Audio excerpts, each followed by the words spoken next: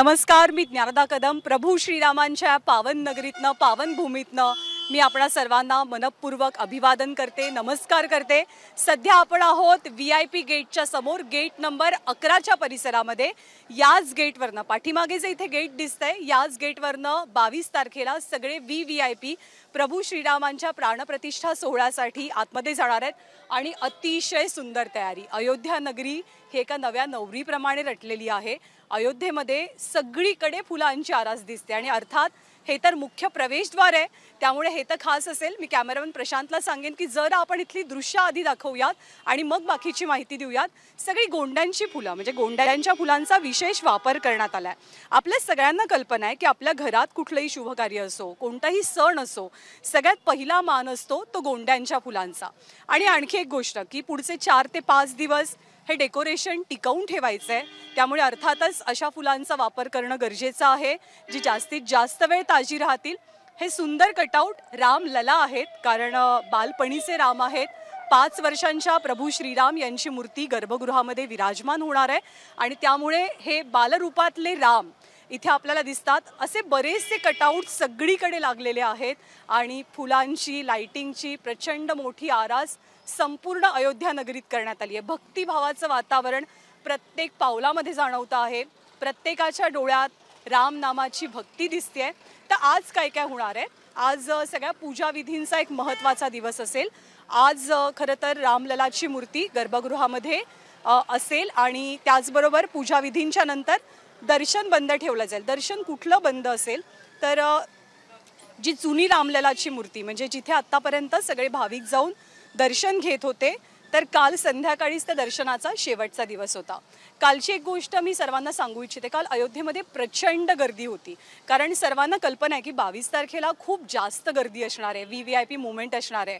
म्हणजे इथे आता कोणत्याही परिसरात 4 व्हीलर गाड्या ज्या आहेत त्या कुठेच जायला परवानगी नाही आहे. म्हणजे सर्वसामान्य माणसांची गोष्ट तर फारच दूर राहिली.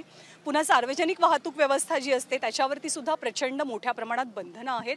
आणि बंधनं का, तर आपल्या सर्वांनाच माहिती आहे, सर्वांनाच कल्पना आहे की पंतप्रधान नरेंद्र मोदींसह देशभरातले सर्व क्षेत्रातले दिग्गज अत्यंत VIP मंडळी या परिसरामध्ये येतील.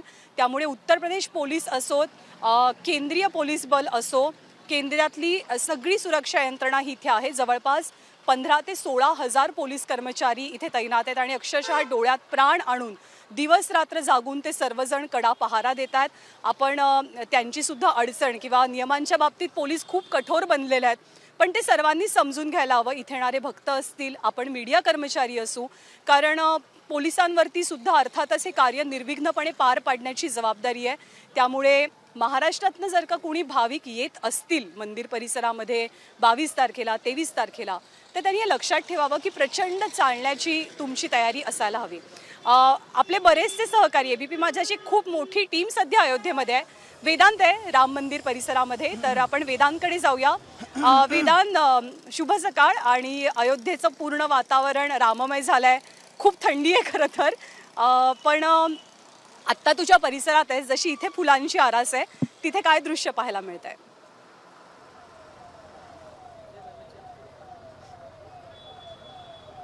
जशा प्रकारे VIP गेट सजवलेला आहे, अगदी तशाच प्रकारे आपण बघितलं तर या ठिकाणी सुद्धा पूर्णपणे जो मार्ग राम मंदिराकडे जातो तो सजवलेला आहे. आणि जी जुनी मूर्ती आहे त्या जुन्या मूर्तीचं दर्शन सुद्धा आता बंद करण्यात आलेलं आहे. त्यामुळे जे राम भक्त इथे आलेले आहेत त्यांना इथे आता थांबवण्यात आलेलं आहे. 23 तारखेनंतर आता जी राम मूर्ती स्थापित होईल, प्रस्थापित होईल, त्याचं दर्शन आता या सगळ्यांना घेता येणार आहे. VIP मुवमेंट्स आपण इथे बघतो कशा प्रकारे होत आहेत. पूर्णपणे जर आतमध्ये सुद्धा बघितलं तर फुलांनी ते सजवलेलं आहे. शिवाय आता सध्या दिसत नसलं तरी संध्याकाळच्या वेळेला आपल्याला पूर्ण हा जो रस्ता आहे त्या रस्त्यावर आपल्याला झगमगाट बघायला मिळू शकतो, कारण पूर्णपणे लाइटिंग इथे करण्यात आलेली आहे. आणि आपल्यासोबत महंत सुधीरदास आहेत. खरं तर विधी होत आहेत. आज 5वा दिवस, उद्या आणि परवा 2च दिवस सर्व विधी होणार आहेत प्राणप्रतिष्ठेचे. तर आज नेमकं काय कलश विधी सुद्धा पार पडणार आहे? आज पूजन, हवन, 4 वेदाचं पारायण आणि देवतांना शर्करा या ठिकाणी अधिवास होईल. फलामध्ये देवतांना ठेवलं जाईल आणि प्रासाद आणि शिखर या ठिकाणी 81 कलश, यामध्ये दिव्य औषधी, सगळ्या भारतभरातल्या दिव्य औषधी त्या ठिकाणी आणल्या. पिंडिका अधिवासन होईल, प्रासाद अधिवासन होऊन आज दुपारचं जे सर्व पूजन हवन आहे, कुटीर होम त्या ठिकाणी होत असतात आणि ते होऊन सायं आरती होईल, मंत्रपुष्पांजली होईल आणि हा दिवसभराचा कार्यक्रम संपेल. तर हे जे 81 कलशाचा जो स्नपन विधी आहे, हा अत्यंत महत्त्वाचा विधी आजच्या दिवशी पार होतोय. जे दिवसभरात एकूण सर्व विधी असतात त्या प्रत्येक दिवशी एक एक महत्त्वाचा विधी असतो. त्यामध्ये हा स्नपन विधी 81 कलशाचा हा अत्यंत महत्त्वाचा आहे. आज मूर्तीचं नेत्र हे जे आहेत ते झाकलेले आहेत. सांगण्यात येतंय, काही महंतांना पुजाऱ्यांना विचारलं की उद्या ते जे डोळे आहेत ते मूर्तीचे उघडले जातील. कशा प्रकारचे पुढचे विधी असणार आणि प्रत्यक्षात जेव्हा मूर्ती पाहायला मिळणार ती प्राणप्रतिष्ठेच्या पूर्ण विधी झाल्यानंतरच किंवा मग आधी पाहायला? ते जे डोळ्यावरची पट्टी आहे ती 22 तारखेला काढली जाईल आणि तिथे घृताज्य, मध्वाज्य म्हणजे तूप आणि मध एकत्र करून सोन्याच्या काठीने म्हणजे सोन्याच्या सळईने बारीकच्या देवतांच्या डोळ्याला लावलं जातं. नेत्र उघडते वेळी आरसा जो आहे हा पुढे असतो आणि आरशामध्ये देवता ह्या स्वतः सर्वांना पाहतात आणि त्यानंतर देवता आणि यजमान यांच्यामध्ये प्रसाद ठेवलेला असतो की देवतांची उघडलेली. सगळ्यांना ती प्रतीक्षा आहे की प्रत्यक्षात रामलल्लाची मूर्ती बघायची आहे. 22 तारखेला मुख्य दर्शन त्या ठिकाणी होईल. 22 तारखेला आपल्याला मुख्य दर्शन सर्वांचं होईल. त्यामुळे ज्ञानदा, आपण आज नेमके काय विधी होणार आणि पुढचे जे धार्मिक विधी आहेत 2 दिवसाचे ते नेमके काय होणार हे महंत सुधीरदासांनी सांगितलं. आपण पुढचं वातावरण बघूयात. आता पूर्णपणे कोणालाही आतमध्ये एंट्री नाहीये. सर्व राम भक्त इथे आपल्याला रांगेत लागलेले पाहायला. कुठून आले, कहाँ से आए हो? बस्ती से तो अभी बंद है दर्शन, पता है दर्शन बंद. हम लोग विशेष व्यवस्था में हैं। सेवा करने आए हैं। क्या सेवा करो? 22 तारीख को विशेष व्यवस्था में रहेंगे। पूरे देश से विश्व हिंदू परिषद RSS के कार्यकर्ता हमें दायित्व दिया गया है अंदर। पूरी सेवा करोगे अभी अगले 3 दिन? हाँ, 3 दिन तक। पर हाँ, 30 प्रकार की सेवा हो.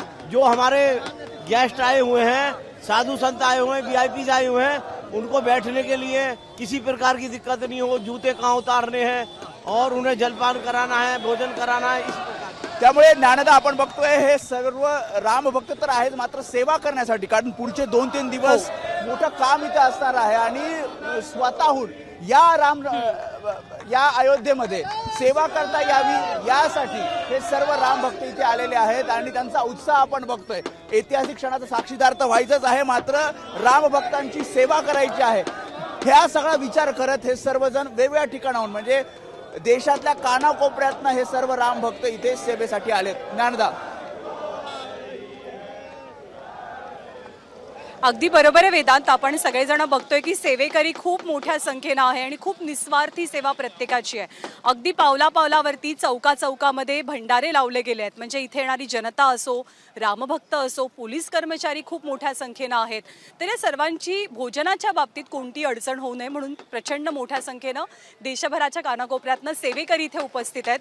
आज खरं तर एक भावनिक क्षण असेल, कारण अस्थायी स्वरूपातल्या मंदिरामध्ये विराजमान असलेले रामलला आणि ती सगळी मंडळी, म्हणजे तिथे कुणाकुणाच्या मूर्ती आहेत तर राम, लक्ष्मण, भरत आणि शत्रुघ्न, तर हे सर्वजण आज मुख्य मंदिरामध्ये जाणार आहेत. तो सोहळा खरंच पाहण्यासारखा असेल. जर शक्य झालं तर आपण अर्थातच तो आपल्या प्रेक्षकांपर्यंत पण पोहोचवू. एक विशेष पालखी तयार करण्यात आलेली आहे आणि त्याच पालखीच्या माध्यमातून कालपासूनच दर्शन बंद झालंय रामललाच्या मंदिराचं सर्वसामान्य भक्तांसाठी आणि त्या पालखीतनं अर्थात वाजत गाजत प्रभू श्रीरामांना त्यांच्या मंदिरात नेलं जाईल. आणि जी रामललाची मूर्ती आहे, जी अरुण योगीराज यांनी साकारली आहे, ती तर 2 दिवसांपूर्वीच मंदिरात दाखल झाली आहे. त्याच्याच प्रतिष्ठापनेचा सोहळा आहे. एक अत्यंत महत्त्वाची गोष्ट म्हणजे मिथिलेचं आणि अयोध्येचं खूप छान आणि वेगळं नातं आहे. अर्थात प्रभू श्रीराम यांची सासूरवाडी आणि मिथिलेतले अनेक जण हे अयोध्या नगरीमध्ये निवास करतात. तर हे मिथिला आणि अयोध्या कनेक्शन नेमकं काय आहे हे जाणून घेतले आमचे प्रतिनिधी गणेश ठाकूर यांनी. अयोध्या आणि मिथिलाचं एक जुनं नातं आहे. अयोध्येच्या झुमकी घाट या परिसरामध्ये मिथिला निवासी राहतात आणि हे निवासी प्रभू श्री रामाची पूजा अर्चा करताना त्यांच्या विरुद्ध काही कठोर शब्दांचा प्रयोग करतात, त्यांच्या विरुद्ध राग व्यक्त करतात आणि ह्या कठोरतेमध्ये, या शब्दांमध्ये एक मृदुलताही असते. ही मृदुलता असते, स्नेह असतो, एक वेगळा भाव असतो. पण मिथिलाचे निवासी प्रभू श्री रामाला का अशा प्रकारे कठोर शब्दांचा वापर करून राग व्यक्त करतात हे जाणून घेण्यासाठी मी ह्या परिसरात आलो आहे. माझ्यासोबत महाराज प्रभंजननाथ जी आहेत. ये आपसे मैं जानना चाहूँगा महाराज जी कि मैंने कहीं अयोध्या में जब मैं कवरेज कर रहा था तो मुझे पता चला कि झुमकी घाट पे मिथिला निवासी हैं जो राम जी को कोसते हैं, उनके प्रति प्यार के भाव के साथ नाराज़गी व्यक्त करते हैं. और जैसे हम सबको पता है कि मिथिला से ही प्रभु श्री राम सीता माता को लेके आए थे अयोध्या में, तो ये परंपरा क्या है हमारे दर्शकों को आप बताना चाहेंगे. गणेश जी, ये कोसना नहीं है, वस्तुतः प्रेम है.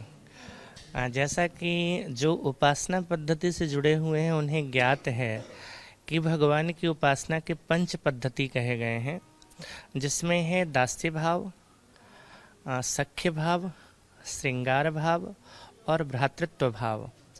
तो यहाँ की जो उपासना है वो वस्तुतः श्रृंगार भाव की उपासना है. हम सब किशोरी जी को अपनी बहन मानते हैं. ये किशोरी जी हमारी बहन है. आप कहोगे कि ये जब आप उनकी बहन हो तो आपको तो जनकपुर में रहना चाहिए था, अयोध्या में क्यों आप आ गए. वस्तुतः जब किशोरी जी का विवाह हुआ है भगवान श्री राघवेंद्र के साथ में, तो किशोरी जी की अवस्था उसमें बहुत छोटी है. 6 वर्ष की अवस्था है किशोरी जी की और 15 वर्ष के हमारे सरकार हैं, राघव सरकार. तो विवाह करके जब यहाँ आया गया तो फिर छोटी बच्ची हैं तो अकेले कैसी रहेंगी. तो इनकी जो सहेलियाँ हैं, सखियाँ, जिनको अष्ट सखियाँ कही गई हैं, नाम कहा गया है, हेमा, क्षेमा, चंद्रकला, चारुशिला इत्यादि जो सखियाँ हैं वो सब साथ आई हैं. तो जो राम की पैड़ी से लेकर के श्री राम जन्मभूमि का पथ गया है, जिसे राम पथ, धर्म पथ कहा जा रहा है, उसके दाहिने तरफ और सरयू के बीच की जगह उन अष्ट सखियों को दे दिया था भगवान ने, जो सीता माता के साथ आई थी और वो यहीं रहती थी. इससे क्या हुआ कि मायका और ससुराल का दोनों का भाव, दोनों का सुख किशोरी जी को यहाँ प्राप्त हो रहा है और भगवान राघवेंद्र को भी अपना घर और ससुराल भी यहीं साथ मिल जा रहा है. तो एक तो हमारा ठाकुर जी से शिकायत कहो, प्रेम कहो कि हमारे प्राण धन, हमारे प्राण वल्लभ श्री किशोरी जी को वो लेकर के चले आए. तो आप बोलो कि आपके प्राण को कोई ले करके जाएगा तो थोड़ी बहुत तो उससे ईर्ष्या होगी, नाराजगी होगी ना. तो आज भी हम, और परंपरा यह है कि गाली का मतलब है कि प्रेम. आज भी अगर ससुराल में देखा जाए तो आप देखना अधिकतर रिश्ते स से ही प्रारंभ होते हैं. सास, ससुर, साला, साली, सरहज, साढ़ू, जितने भी है तो सरसता है वहाँ पर. और सरसता का सबसे बड़ा उदाहरण होता है, वो होता है गाली. गाली अगर संसार में कहीं दी जाए तो लोग लड़ने के लिए उतारू हो जाते हैं, लेकिन अगर ससुराल में गाली न दी जावे तो वो दुल्हा लड़ने को उतारू हो जाता है कि मुझे गाली क्यों नहीं दी. प्रेम भाव है. उनको लगता है कि प्रेम दिया जा रहा है यहाँ पर. और हम सब बहुत ठाकुर जी को मनाने के लिए, कभी कभी अगर ठाकुर जी किसी कारण उदास हो जाते हैं तो उनको हंसाने के लिए भी ठाकुर जी से कहते हैं कि सरकार, गाली के रूप में कहते हैं कि सरकार आपकी बहन बड़ी विचित्र है. अच्छा, आपको पता है कि राम जी की एक बहन है? नहीं. मैं दर्शकों को बता दूं कि भगवान श्री राघवेंद्र की एक बहन है और जिनका नाम शांति है. और हम ठाकुर जी से कहते हैं कि सरकार आपकी बहन इतनी प्यारी है, इतनी सुंदर है कि संसार का कोई ऐसा व्यक्ति नहीं है, चाहे स्त्री हो चाहे पुरुष हो, सब उनको चाहते हैं. आपसे मैं पूछता हूँ, आप राम जी की बहन को चाहते हो या नहीं चाहते हो? और दर्शकों को भी बताऊं कि क्या कोई ऐसा दर्शक है जो राम जी की बहन यानी शांति नहीं चाहता हो? शांति सबको चाहिए. तो हम जब ठाकुर जी को ये कहते हैं कि सरकार आपकी बहन को तो पूरी दुनिया चाहती है, तो भगवान को मुस्कुराहट आ जाती है. तो भगवान के चेहरे पे कभी उदासी ना आवे और उनको हम हमेशा प्रसन्न रखें, इस भाव के लिए भगवान को हम गाली सुनाते हैं. तर महाराजजींनी तर स्पष्ट केली की जे दुष्ण देणं म्हणतो आपण ते दुष्ण देणं नाही, तर एक प्रेमाचा भाव आहे. या प्रेमाच्या नातामुळेच या सियाराम किल्ल्यामध्ये प्रभू श्रीराम नेहमी यायचे आणि यासाठीच इथं या किल्ल्याला नाव दिलं गेलं आणि अजूनही ती प्रेमाची परंपरा इथं सुरूच आहे. कॅमेरामॅन अनिल संगरेसह गणेश ठाकूर, एबीपी माझा, अयोध्या. एबीपी माझा, उघडा डोळे बघा नीट.